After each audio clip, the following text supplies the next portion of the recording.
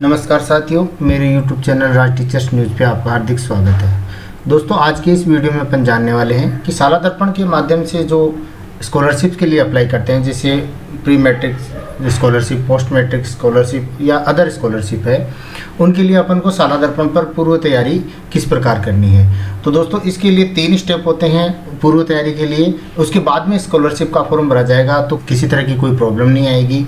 तो इसके लिए दोस्तों पहले 3 स्टेप अपन को पूर्ण कर लेनी है। तो सबसे पहले दोस्तों मैं आपको बता दूं, अगर चैनल पर नए हैं तो चैनल को सब्सक्राइब जरूर कर लीजिए और डिस्क्रिप्शन में जाके व्हाट्सएप चैनल और टेलीग्राम चैनल ज्वाइन कर लीजिए, क्योंकि इसी तरह की अपडेट है वो लगातार मैं आपको देता रहता हूं। तो शुरू करते हैं दोस्तों। सबसे पहले अपन को साला दर्पण पर जाके स्कूल की आईडी और पासवर्ड डाल के लॉगिन कर लेना है, और लॉगिन करने के बाद में इस तरह से पेज आपके सामने ओपन होगा। तो उसमें फर्स्ट स्टेप देखते हैं दोस्तों। फर्स्ट स्टेप में अपन को ये करना है कि विद्यार्थी का जो प्रपत्र 9 है वो पूर्णतः अपडेट होना चाहिए। तो विद्यार्थी का प्रपत्र 9 है वो कहाँ से मिलने वाला है, इसके अंदर बहुत सारे टैब दे रखे हैं। इसके अंदर विद्यार्थी टैब दे रखा है, और विद्यार्थी टैब के अंदर अपन जैसे ही क्लिक करेंगे विद्यार्थी विवरण प्रविष्टि प्रपत्र 9, तो प्रपत्र 9 इस पे अपन को क्लिक करना है। तो जैसे अपन इस पे क्लिक करेंगे तो अपन से सेशन मांगेगा, तो अपन को करंट सेशन है वो सिलेक्ट कर लेना है। इसके बाद में अपन क्लास 9 जिस भी जो क्लासें हैं उनका सभी का अपन को अपडेट करना ही रहता है, तो मैं एक क्लास सेलेक्ट कर लेता हूं और उसका सेशन है वो सिलेक्ट कर लेता हूं। सेक्शन सिलेक्ट करने के बाद में अपन गो पे क्लिक करते हैं। जैसे अपन गो पे क्लिक करते हैं दोस्तों, अपने सामने जो सभी स्टूडेंट्स हैं उनका नाम है और लिस्ट वो ओपन हो जाती है। तो जैसे इस क्लास के अंदर 6th क्लास के अंदर जो स्टूडेंट्स हैं उनका नाम ओपन हो गया है, और इसके अंदर दोस्तों जो प्रपत्र 9 है इसके अंदर पर्सनल इन्फॉर्मेशन टिक गुड हो चुका है, नहीं अपडेट हो चुका है, contact information, parent information, spelling information, attachment और स्टूडेंट एडिशनल डिटेल ये आपने यहाँ पे दे रखी है। तो सब पे टिक है, इसका मतलब मैं यहाँ पे पूर्णतः अपडेट कर चुका हूँ। अगर आप अपडेट करना चाहते हैं इसे रजिस्टर पे आपको क्लिक करना है, और रजिस्टर पर क्लिक करने के बाद में आपको पेज है प्रपत्र 9 है वो ओपन हो जाएगा। तो जैसे प्रपत्र 9 ओपन होता है तो इसके अंदर आपको जो स्टूडेंट्स की सभी डिटेल्स हैं वो आपको यहाँ पे फिलअप करनी है। जैसे स्टूडेंट्स का नाम, date of birth, father's name, category, SR number वगैरह ये यहाँ पे आ रखे हैं। आप एडमिशन लेते हैं उस टाइम पे देते हैं तो यहाँ से ही आ जाएंगे। इसके बाद में ये डिटेल्स हैं वो सभी डिटेल दे रखी है। मैं यहाँ पे एक एक का नाम नहीं बता रहा हूँ क्योंकि आपको इसमें काफ़ी टाइम लग जाता है। आप इसी डिटेल्स को देख लें और देखने के बाद में कंप्लीट डिटेल है वो आपको यहाँ से भर देनी है। इसके अंदर बहुत सारे जो रहते हैं मॉड्यूल रहते हैं इसके अंदर दोस्तों, जैसे पर्सनल इन्फॉर्मेशन है। अब इसके बाद कंप्लीट करने के बाद में आपको जो नीचे की तरफ दे रखा है सेव एंड नेक्स्ट, इसके ऊपर आपको क्लिक करना है। तो जैसे आप इस पर क्लिक करोगे, क्लिक करने के बाद में जो नेक्स्ट वाला ऑप्शन है वो मॉड्यूल है वो खुल जाएगा। इसके अंदर देखो दोस्तों, इसके अंदर अब सेकंड ऑप्शन है कॉन्टैक्ट इन्फॉर्मेशन है वो यहाँ से खुल चुका है। इसके अलावा पेरेंट इन्फॉर्मेशन आप यहाँ से क्लिक करके भी खोल सकते हैं। सभी आपको यहाँ से डिटेल है वो कंप्लीट भर देनी है। कंप्लीट भरने के बाद ही अगर आप इसमें कुछ अधूरी छोड़ेंगे, कंप्लीट नहीं करेंगे, तो जैसे आप स्कॉलरशिप के लिए अप्लाई करेंगे तो वहाँ से आपको प्रॉब्लम्स हैं वो सामने आएंगे, और उसके बाद में आपको यहाँ से अपडेट करना होगा। तो फर्स्ट स्टेप यहाँ से कंप्लीट होती है कि स्टूडेंट्स के प्रपत्र 9 अपन को अपडेट करने हैं। सेकंड स्टेप है कि दोस्तों आपने जो भी स्कॉलरशिप का फॉर्म भरेगा वो जो इंचार्ज होगा वो भरेगा। तो आपको यहाँ पे स्कॉलरशिप का इंचार्ज या अन्य जो योजनाएं हैं उनके लिए इंचार्ज भी आपको बनाना है। तो इंचार्ज है वो किस तरह से बनाया जाएगा, इसके लिए अपन को जो कार्मिक है इसके अंदर जाना है। कार्मिक पे अपन क्लिक करते हैं, और उसके बाद में क्लिक करने के बाद में यहाँ पे दे रखा है वर्किंग चार्ज मैपिंग, तो इस पे अपन को क्लिक करना है। तो जैसे अपन क्लिक करते हैं तो इसके अंदर नोट दे रखा है वो अपन को पढ़ लेना है। एक रोल में एक ही इंचार्ज को नियुक्त किया जा सकता है। इंचार्ज बदलने या गलती से नियुक्त होने की स्थिति में पुनः नियुक्त कर लें, यानी आपको एक योजना के लिए एक ही इंचार्ज आपको यहाँ पे नियुक्त करना है। तो यहाँ पे सिलेक्ट रोल है, जैसे अपन इस पर क्लिक करते हैं तो Rajshri incharge, CEO nodal, pre matric, post matric, good and bad touch incharge हैं वो वगैरह यहाँ पे दे रखे हैं। तो अपन को यहाँ से एक को सिलेक्ट कर लेना है। जैसे मैं प्री मैट्रिक इंचार्ज के लिए यहाँ सिलेक्ट कर लेता हूँ। सिलेक्ट करने के बाद में आपको यहाँ से जो भी आपके जो इंचार्ज हैं वो सिलेक्ट करने हैं। तो जैसे आप इस पर क्लिक करेंगे आपके जो स्कूल के अंदर जितने भी स्टाफ हैं उनका नाम यहाँ पे ओपन हो जाएगा, वो आपको एक सिलेक्ट कर लेना है, और सिलेक्ट करने के बाद में आगे ऐड है इस पर क्लिक कर देना है।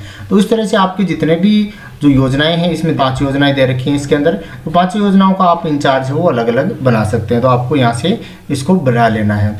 और जैसे आप ऐड पर करते हैं तो नीचे की तरफ आप स्क्रॉल करके चेक करेंगे तो इसके अंदर जो आपने जो इंचार्ज बनाए हैं वो यहाँ पे आपको शो हो जाएंगे। इससे पहले एक मैसेज आ रखा है, कोई भी कर्मचारी जिसे कोई प्रभाव सौंपा गया है उसे सौंपे गए कार्य, मॉड्यूल, योजना पर काम करना जारी रखने के लिए स्टाफ विंडो पर पंजीकृत होना अनिवार्य है। यानी स्टाफ विंडो पर अगर पंजीकृत है तो ही आप यहाँ पे इंचार्ज बना पाएंगे और आगे काम कर पाएगा, अन्यथा नहीं कर पाएगा। यानी आपकी उसकी ऑनलाइन ज्वाइनिंग होना जरूरी है। तो जैसे यहाँ पे ऊपर से जैसे बनाए हैं उसी हिसाब से यहाँ पे दे रखा है, रोल दे रखा है, कौन सी योजनाएं हैं उसका नाम आ जाएगा, एम्प्लॉय आईडी आ जाएगा, एक्टिव स्टेटस जाएगा।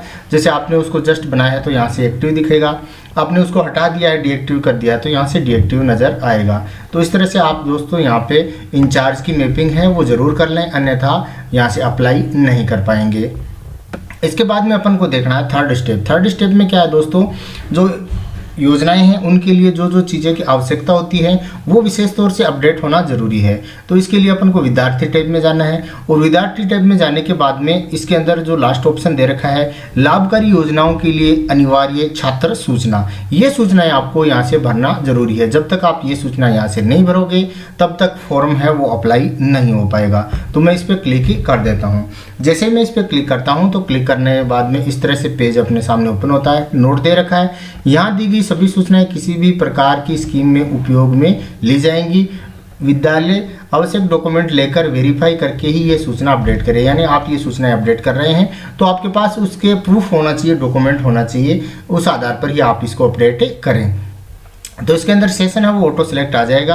इसके बाद में क्लास है तो आप जिस क्लास का अपडेट करना चाहते हैं, तो मैं यहाँ जैसे 6th क्लास सेलेक्ट कर लेता हूँ तो 6 यहाँ पे सिलेक्ट कर लिया। इसके बाद में सेक्शन आपको सिलेक्ट करना है, सेक्शन यहाँ सेलेक्ट कर लिया और 100 स्टूडेंट पर अपन को यहाँ क्लिक करना है। तो 100 स्टूडेंट पर क्लिक करने के बाद में जैसे अपन क्लिक करेंगे जो स्टूडेंट्स हैं उनकी लिस्ट है वो अपने सामने यहाँ पर ओपन हो जाती है। तो दोस्तों इस तरह से जैसे स्टूडेंट दे रखे हैं तो इसके अंदर देखो दोस्तों पीसीटीसी कार्ड की जो एंट्री है वो यहाँ पे आप कर सकते हैं। इस पर पहले से क्लिक आ रहा है ऑटो सेलेक्ट फर्स्ट नंबर पर, तो यहाँ पे आपको अगर अपडेट करनी है तो ये आप इसे यहाँ पे डालें कार्ड नंबर और यहाँ से सेव बटन पर क्लिक कर दें। तो जी इस तरह से आपके पास जो जो सूचनाएं अवेलेबल हैं उन स्टूडेंट्स की आप सूचनाएं और वो सूचनाएं यहाँ से अपडेट कर सकते हैं। इसके अलावा बीपीएल कार्ड है तो बीपीएल कार्ड पे क्लिक करेंगे तो बीपीएल कार्ड पर क्लिक करते ही सभी स्टूडेंट्स की लिस्ट वापस आ जाएगी। और यहाँ पे दोस्तों जिस तरह से ये फर्स्ट स्टूडेंट है यहाँ पर नॉट अप्लीकेबल आ रहा है, अगर आप वो स्टेट बीपीएल या सेंट्रल बीपीएल आपने प्रपत्र 9 में क्लिक किया है तो यहाँ से आ जाएगा। अगर नहीं किया है तो आपको यहाँ से क्लिक करके स्टेट बीपीएल तो स्टेट बीपीएल, सेंट्रल बीपीएल है तो सेंट्रल बीपीएल पर क्लिक करें। जैसे क्लिक करेंगे तो ये जो ऑप्शन है यहाँ पे खुल जाएंगे और यहाँ पे आपको भर के यहाँ से सेव कर देना है। इस तरह से सेकंड स्टूडेंट है, इसका प्रपत्र 9 में स्टेट बीपीएल डाला था तो इसके अंदर दोस्तों पहले से ऑप्शन वहाँ डाले हुए थे, वो यहाँ पे बीपीएल आईडी और डेट यहाँ पे आ गई है, इसको यहाँ से अपन को अपडेट करना है।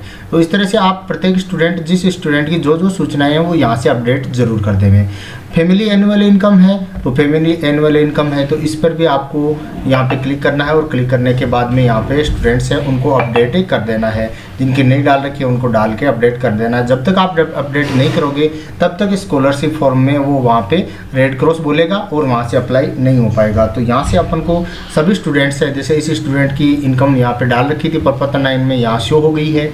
और यहाँ पे दोस्तों इनकम टैक्स पे ही है कि या नहीं है तो नो है, यहाँ पे तो नो कर दिया और यहाँ से इसको अपडेट अपन को कर देना है। तो जैसे यहाँ से अपन अपडेट कर देंगे, अपडेट करने के बाद में इसका जो स्कॉलरशिप फॉर्म है उसमें ऑटो अपडेट अपन को मिल जाएगी और इसके अंदर आपको प्रॉब्लम्स का है वो सामना नहीं करना पड़ेगा।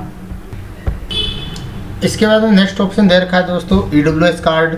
तो ये भी ईडब्ल्यूएस कार्ड में अगर आप इसके अंदर क्लिक करते हैं तो जो स्टूडेंट ईडब्ल्यूएस में है तो उसको यस करके यहाँ से क्लिक कर दें, अन्यथा आपको उस बाकी स्टूडेंट्स के लिए कुछ नहीं करना है। इसके अलावा क्लीनिंग ऑक्यूपेशन यानी जो सफाई वगैरह कर्मी होते हैं उनके लिए है, तो जिस भी स्टूडेंट के जो सफाई कर्मी वगैरह है तो उनको यहाँ पे अपडेट करना है। जैसे अपन इस पर क्लिक करेंगे तो हाथ से मेला ढोने वाले टेनर और फ्लेयर्स, चर्म या चर्म से संबंधित कचरा बीनने वाले जोखिम के कार्यों में लगे होने का जो भी है वो यहाँ से आपको यहाँ से सेलेक्ट कर लेना है। नहीं है तो अपन को किसी स्टूडेंट के नहीं है तो वहाँ पे अपन को कुछ नहीं करना है, सेलेक्ट करके अपन को जो भी स्टूडेंट है उसका सेव कर देना है। इसके अलावा CWSN कैटेगरी है वो आप अपडेट करना चाहते हैं तो वो भी यहाँ से आप क्लिक कर सकते हैं। जैसे आप इसके अंदर क्लिक करेंगे तो जिस तरह की आपकी उसके अंदर CWSN की प्रकृति है वो यहाँ से ओपन हो जाएगी है, वो यहाँ पे आपके सामने ओपन हो जाएगी। वो यहाँ से आपको सिलेक्ट कर लेनी है और सिलेक्ट करने के बाद में यहाँ से सेव कर देनी है।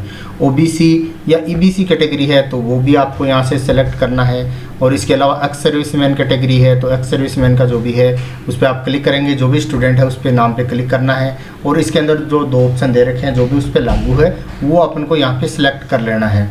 इसके बाद में नेक्स्ट अदर देखते हैं। इसके अंदर दोस्तों दे रखा है इस कैटेगरी है उसके बारे में दे रखा है तो वो भी यहाँ पे आप अगर किसी स्टूडेंट्स के लिए लागू है तो यहाँ पे सेलेक्ट करके सेव कर दें। अगर आप तीनों स्टेप फॉलो कर लेते हैं तो जैसे आप स्कॉलरशिप का फॉर्म अप्लाई करेंगे तो आपका किसी तरह का एरर नहीं आएगा। वहाँ से आपको फॉर्म है वो डायरेक्ट अप्लाई ऑप्शन मिल जाएगा और यहाँ से आपको अप्लाई कर देना है। जैसे ही स्कॉलरशिप के फॉर्म शुरू होते हैं तो शुरू होने के बाद में मैं आपको यहाँ पर फॉर्म अप्लाई कैसे करें उसके लिए भी वीडियो आपको मिल जाएगा। इसलिए आपको चैनल को सब्सक्राइब करना होगा और बेल आइकन को ऑन करना होगा, क्योंकि जैसे ही मैं वीडियो अपलोड करूँगा आपके पास नोटिफिकेशन आ जाएगा और आप इसी तरह की जानकारी से अपडेट रहेंगे। धन्यवाद दोस्तों।